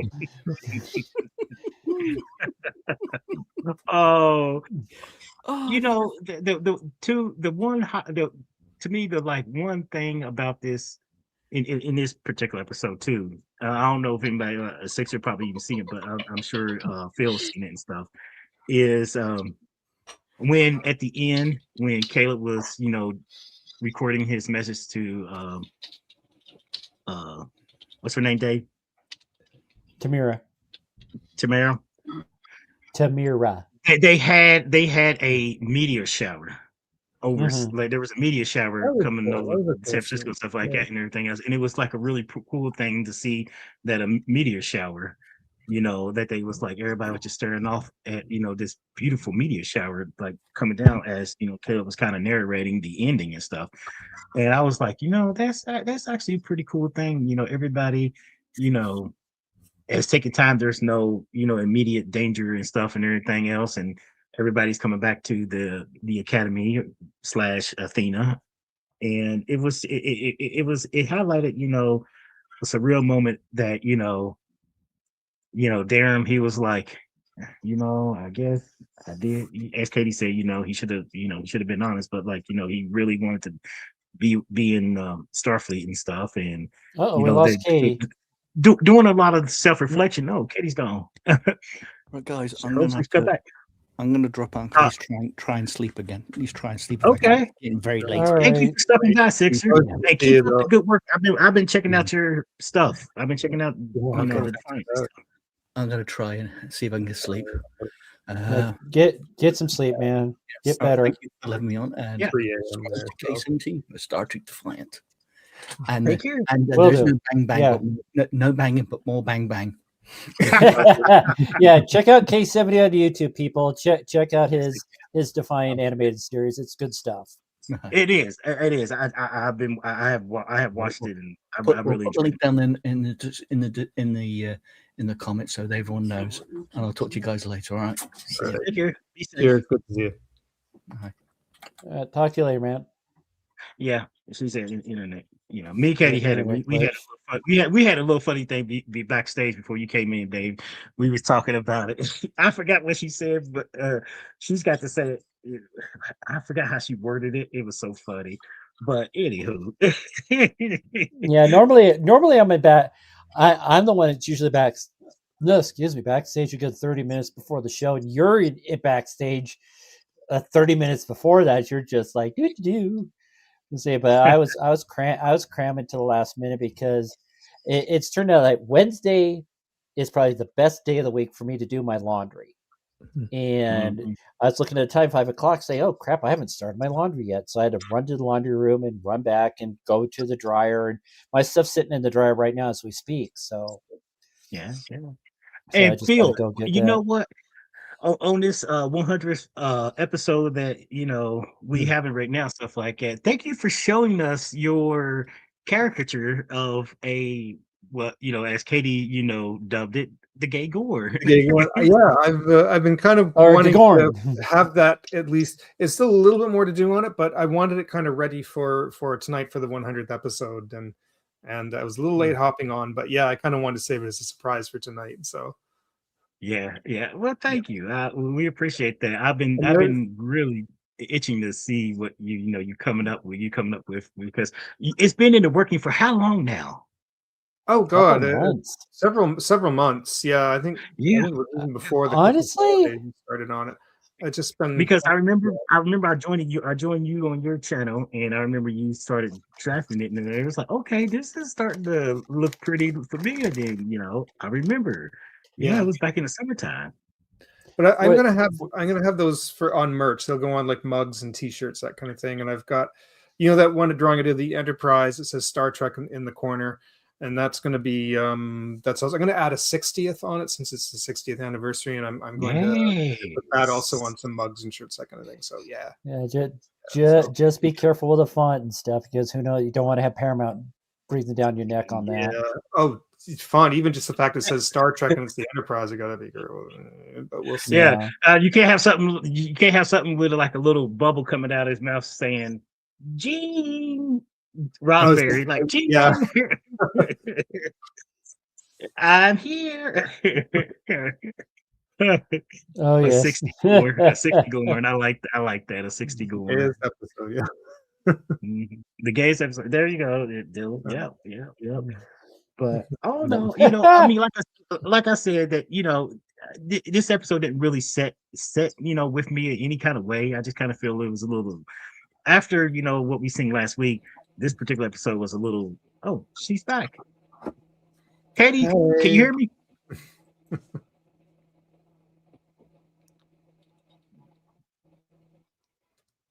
Maybe. Captain Katie, come in, Captain Katie. Hailing frequencies open. Katie, can you hear me? I need to lift that audio clip and put it in here. You're looking dumbfounded. Yes, we can hear you now. Eddie, backstage, what did we call? What did you coin the phrase? When I say technically track, what did you call it? Technical difficulties track. There you go. Technical difficulty track. technical difficulty track. Yeah, I have no idea what is happening to my technology recently, but my technology is being a biatch. I heard someone coin the phrase technology earlier this week, and I thought, have we used that before? I thought it's the first time I've heard that, and I thought that's so obvious and brilliant. It's technology, and I'm like, technology. I like that. I think I've heard of that before. I don't remember where, but yeah, I've heard that before as well. Not much, only once or twice. See that I don't brilliant. I don't even remember what I said that made Dylan laugh, but it's like, okay, that works. Dylan, don't even go there, darling, because that is just you went there. Yeah, that there. It's no, I don't want to be reminded of that. Please, no. Are we in the pre-retrograde shadow yet?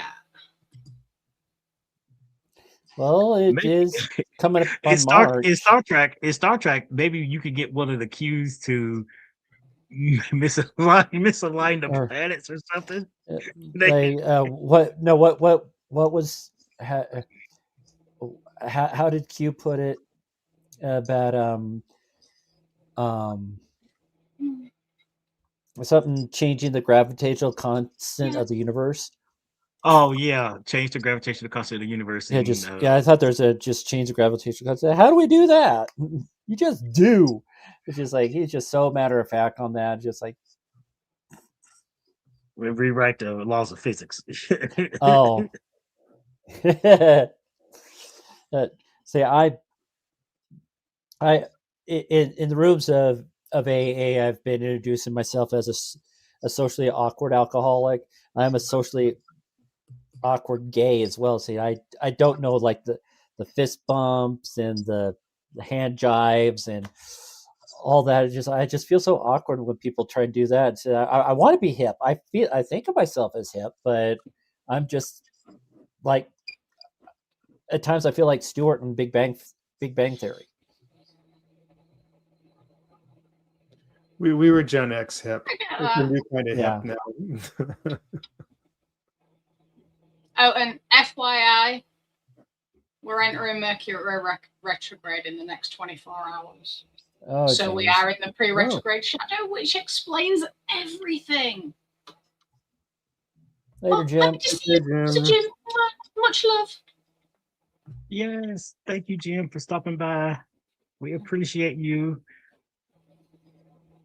We do. Come back and see Have a good weekend.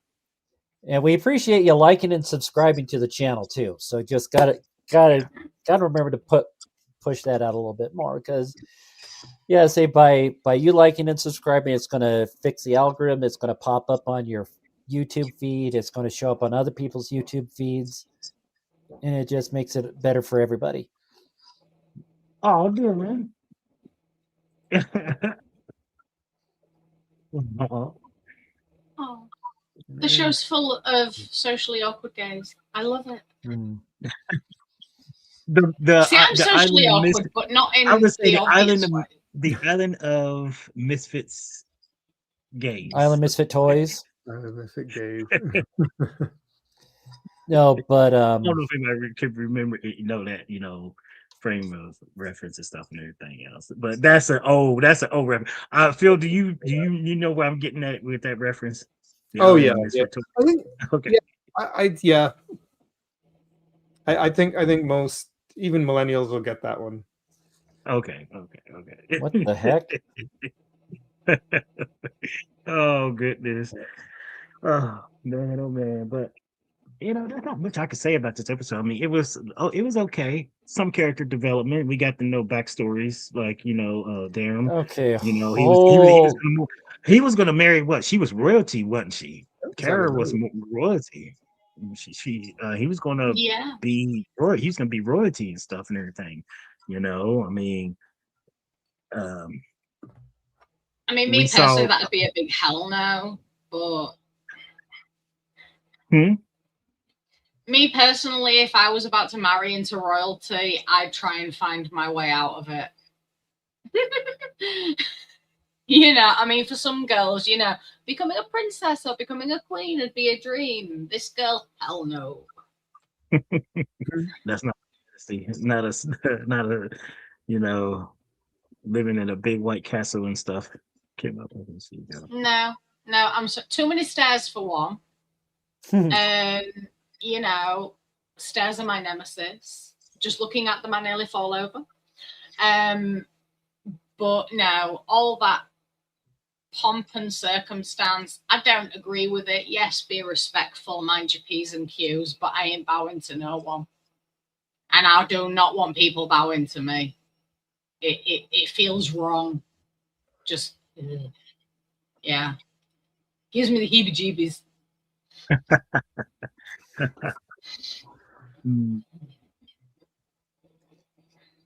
Yeah.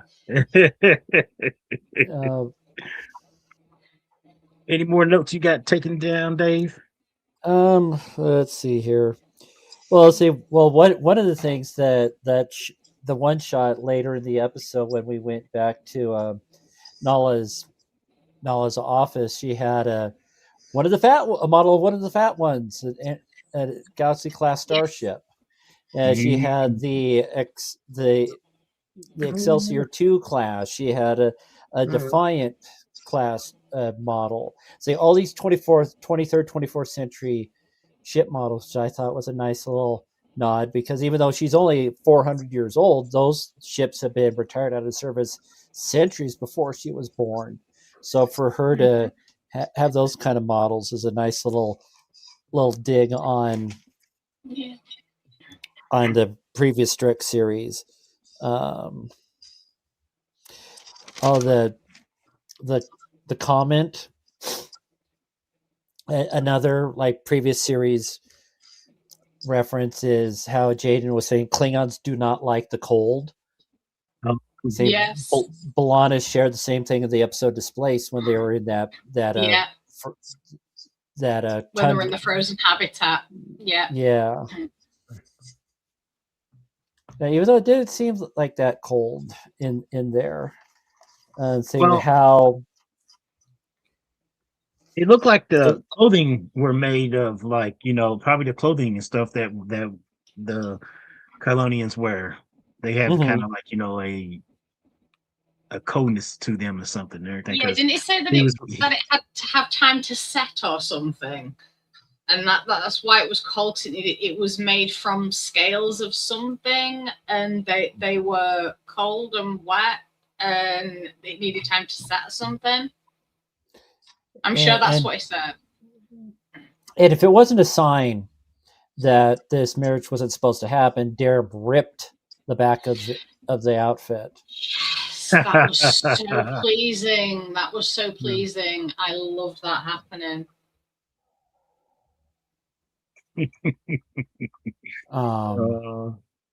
But a scene showing growth in the Jaden character, because the episode when he was that speech episode from a couple weeks ago, he was just getting incredible stage fright, total anxiety, but he owned it when he was doing the toast at the wedding. But he was also kind of doing it disendearment at the same time. But who helped him with that in the debate episode? It was Darab. Yeah, Darren, he helped him, and then it's like, I think Jaden is more comfortable around him or something. It just seemed like he's more, even though they kind of had a start, kind of start rocky. Even he said, but even Durham said, I'm glad you was here for all of this and stuff and everything else, and he didn't think about it. He just said he just appreciated that he was there. He didn't think about any other ones and stuff like that, but he appreciated it and stuff. And then he said, when they got back to the academy and everything, he said Kyle understand. He told him what happened, and Kyle just seemed just so cheerful. He was like waving across the, atrium or whatever it is and stuff. And you're just like, okay. And then when he came over, Durham started being Durham again. He would call, what did Jay call him, an asshole? Yep. Yeah. He called him. I was like, okay, he's back. He's back to being that person, because it's like, well, if I'm an asshole, I'm gonna wear the asshole hat with pride and stuff. But do you know what? I've always liked Kyle. Right from the off, I've always liked him. He's always got a smile on his face. He's always just himself. You know, he's cheery, and I really do like him. And him and Jaden make such a cute couple. Yeah, Sorry, but I'm very excited by them. And like earlier in the episode when Kyle and Darren were Kyle was just being Kyle, trying to be friends, trying to be friendly, trying to get Darren to like him. And when Darren walked off, Kyle just looked at Jaden and said, "I don't think Darren likes me." And Jaden responds, "Most people don't like Darren." So the universe kind of balances each other things out. Yes, and I love that.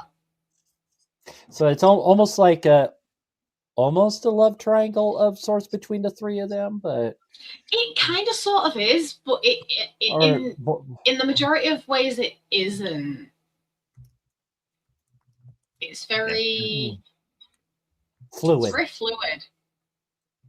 Yeah, I mean, I really like the dynamic between the three of them. I always have done, because the three of them have never really got on, but they've always got on at the same time. But because of this rivalry that the two sides have had, and then because of how cocky and arrogant Darren has been, and then like Jaden has been very shy and it was very closed off in the beginning. And very hesitant with everything he did. They've all kind of like helped each other like grow into themselves, and I love that about the three of them. It's almost a Three's Company kind of aspect between them. Not the Three's Company. Yeah, I just aged myself there. I like that. Because I mean, there wasn't as much sexual whatever between the three of them, but no, there is a really good connection, and I adore that. And I really hope that the three of them can strengthen that connection as time progresses, because I can see them, like the three of them, being like BFFs sort of thing. And it's not often that we see that in Trek. You know, there's been the odd few occasions where we've seen like true BFFs, and it's nice to see it in the younger generation, for a change. And it's nice. But all in all, I really enjoyed this episode. I really liked it because there was a lot more depth to it than meets the eye. And there was a hell of a lot of emotion. That there was quite a few times where it hit me in the feels. And it got to me, and I appreciate this episode. Probably the one scene that probably got me laughing the most was when Genesis was able to hit the warp slug and freeze the warp slug just as the drool's about to drop on Reno's head as she's bending down and trying to get her big toe back to normal size and all that, and how Reno was just totally oblivious towards the fact that there's slug slime right above her head. Yeah. Oh, was she? But the way she caught the two of them on the bridge of the Athena, where when it finally got to the point where Kayla was like, "Yo, you're taking this shit way too far. You need to stop." And then, of course, that's when Reno walks in and say, "You two are so busted," and saying, "You're just like, yeah." Couldn't help but laugh and feeling, "Oh crap!" at the same time. But yeah, and that's why I love Jet, because she is just she comes in at just the right moments and she says just the right thing. Oh yeah.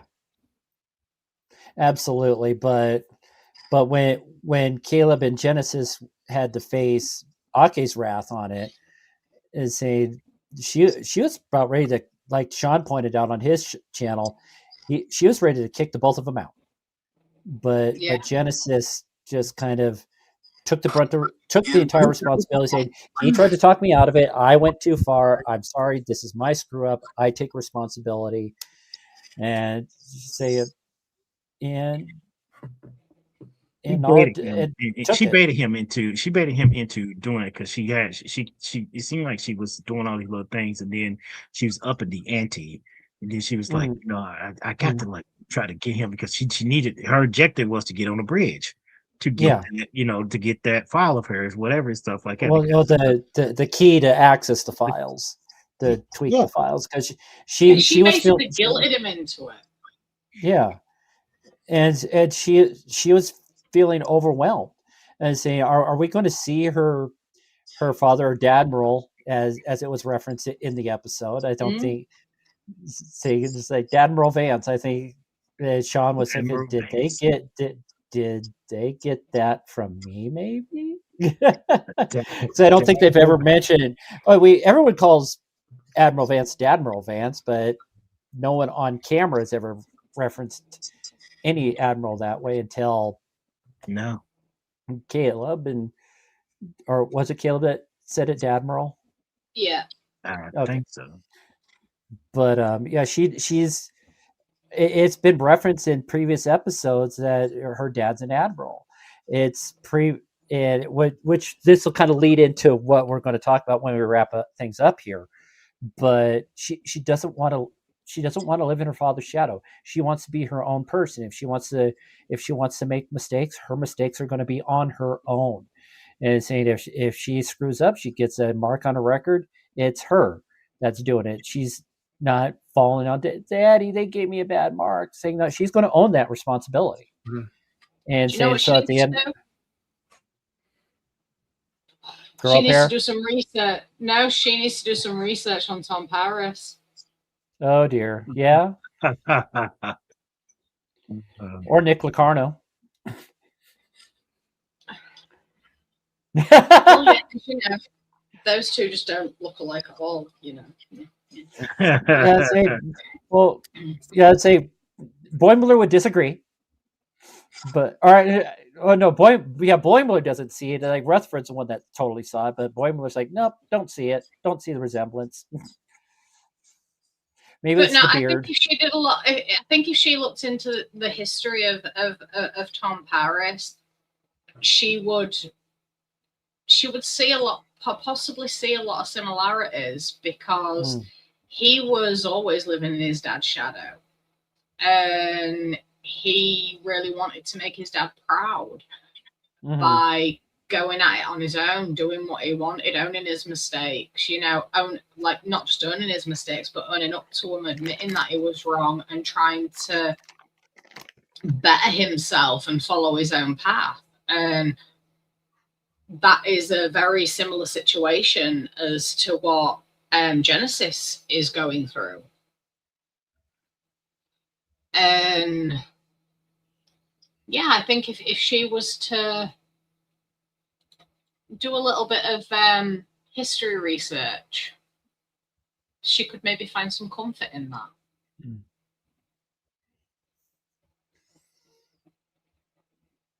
But yeah, we already talked about the closing moments of the episode with the meteor shower, which was a nice closing to it, and that Caleb had the courage to finally open up to Tamira and say, I apologizing for not sending her a message to her, just like, hope you're doing well, Lala. If you don't respond to me, I'm okay with that.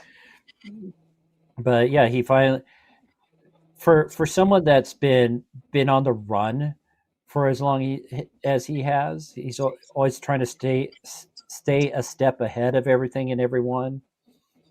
And now that he's starting to slow down and he's starting to have feelings for Tamira, and he's feeling vulnerable, like at the beginning of last week's episode when he started opening up, and then he opened up the door too much, and she saw something that he wasn't ready to reveal to anybody, let alone in the mind. So he's learning, he's growing and evolving.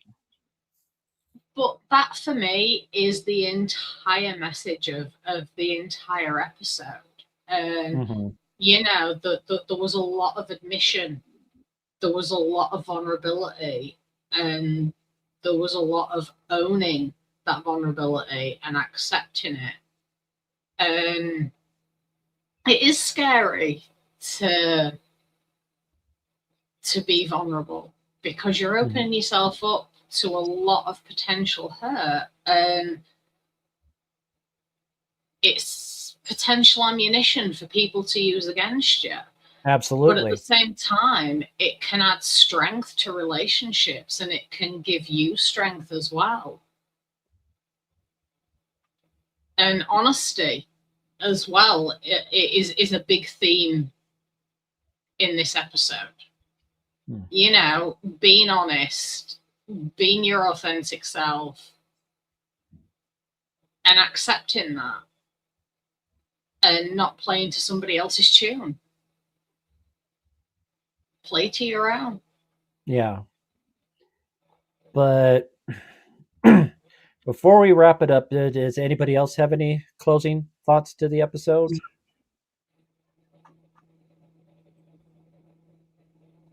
I think everybody kind of said it all. I think that has kind of been said.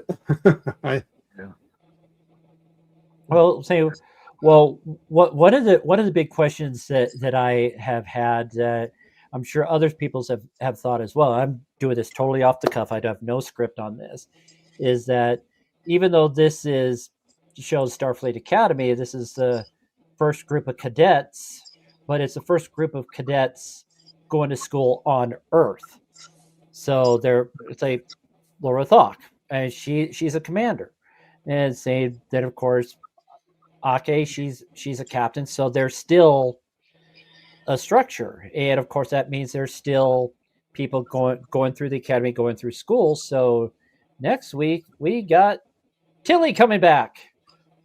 Oh, yeah, saying she's going to talk to the cadets here on Earth. So I think it's still going to tie in a little bit more on how to deal with grief, because people are still struggling with. Yeah. I'm blanking on the Vulcan kid's name. They didn't mention him once in this episode, except for like at the very beginning. Bavra. Saying so, yeah, but saying having her come back, that's going to be a welcome change, just to remind people that this is during Discovery's era. So, I think there might be one or two other actors that are going to be popping in by the end of the season. Well, I'm just not sure which one, because we only got 3 episodes left. I never did see the final episode of Discovery, or season of Discovery. Did they jump to the future or something, didn't they? Oh, they jumped in the future in the 3rd season. Yeah. I never did see the 3rd season of Discovery, so. But I'd heard the 4th or the 5th? Hmm? So there's like 3 seasons of Discovery in the 32nd century. Oh, Discovery? I thought it started. Yeah. How many seasons did it go? 5. Oh, I thought it went 3 seasons. Okay, all right, that's why. Oh no, I ended after 2, so that's why. Okay, all right. Yeah, so you got some catching up to do, man. Yeah. Okay. Yeah, the final episode of season 5 of Discovery for me was very disappointing. Okay. Yeah, it was a little bit of a. Well, you got to realize though, when they dropped the first 10 episodes of season 5, they were expecting the season 6, but when Paramount said no more, they hurried back. They reshot the last 10-15 minutes of the episode to make it more of a series finale. But I mean, it did kind of made things a little disappointing, but they tied a bow on it, but they left it wide open for a future series or like even a Discovery movie to come out, whether it be in the theaters or in this day and age direct to Paramount. But with how flat Section 31 went, I don't know if they're going to go forward with that. But now that Skydance owns Paramount, maybe there's a chance we will get some TV movies for Discovery, Lower Decks. Well, Strange New Worlds gotta wait, see how season 5 wraps up on that one. See how they end that one, because it's only going to be 8 episodes for that last season, so even less. So since they got 8 episodes for the last season, that means they can add 2 more to Academy. Right. Just saying. Yeah. Just saying. No, not too many people, because I know we're getting ready to, because it's 11 o'clock and I'm gonna have to get going here soon. But I don't know if nobody aware of what's happening and stuff and everything else. Paramount Skydance, who is owned by David Ellison, purchased the acquire him. His father basically acquired Paramount last. In the decision of everything came down in August. Okay. Basically, I'm doing a summary of what's happening, stuff like that. So sometime in October, that was August of last year. So fast forward to October of last year, Warner Brothers basically put out a statement. Warner Brothers Discovery, I should say, WBD, Warner Brothers Discovery, put out a press release and stuff saying, hey, look, the company's going to be up for sale. Any potential buyers and stuff. And David Ellison, his father, saw an opportunity, like, oh, there's another studio? Especially being WBD with their catalog and stuff. They was bidding with 3 other people. Some other people dropped out, but the last 2 standing was Netflix and Paramount. Well, Netflix offered them a better deal. They sweetened the deal. They've actually went with, Paramount's tried to, Paramount Skydance, they did, they tried to offer, a good deal, but, the board at WBD basically said they told the shareholders to deal with Netflix were the better deal. It was more secure. It was more, so needless to say, everybody figured that, Netflix won, but Paramount still, hold on. David Ellison is still trying to acquire WBD. At the same time, right now, Paramount is in a disarray. A lot of people over there, and I've watched John Campion's show and stuff like that, because he got contacts in Paramount. They are unhappy with how David Ellison, he's been on this crusade to acquire whatever means he can to get his hands on all of Paramount's IP, or not Paramount, but all of WBD's IP, CNN, everything. And people are saying, like, Netflix has the better sweetened deal because they offer a better choice for WBD. Now, David Ellison has been so focused on trying to acquire, this major studio in Hollywood that he has literally, this year, their slate of movies are horrible. Like, no one knows what his intentions are with Star Trek or with other things, because his dad is just so fixated on trying to acquire another studio, which just recently they upped the deal to like $32 a share. I mean, you talking about billions and billions of dollars and stuff and everything else. Need to make a long story short, anything that has to do with Star Trek and stuff and everything else, David Ellison is a fan of Star Trek and everything else. But I'm not saying there's a rumor and everything else and stuff, but like, I just kind of seen on the, through some, outlets and stuff, that he's not very too happy with, the way Star Trek is being recently and stuff. And he's going to be, him and his team going to be doing kind of course correction. Don't know. But we see whether or not if he get rid of, like, because they just finished shooting the season 2 for Academies. Now, if David Ellison going to renew for season 3, that's up in the air.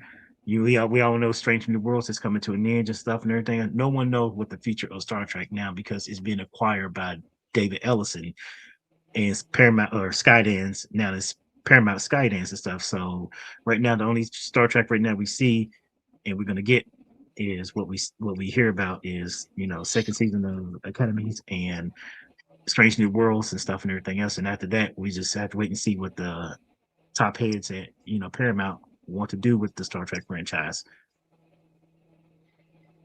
That's just my little summary I wanted to. Okay. Appreciate that. And I'm probably going to jinx it, but Katie's camera was cooperative tonight, so yay. Yeah. Yeah, we almost finished. Yeah. So we didn't get any back Katie or Jessica Cam or anything like that. Yeah. Thank the gods. Well, while the getting's good, we're going to wrap it up tonight. So until next week, may Spock be with you. Hailing frequencies are now closed. Take care, everybody.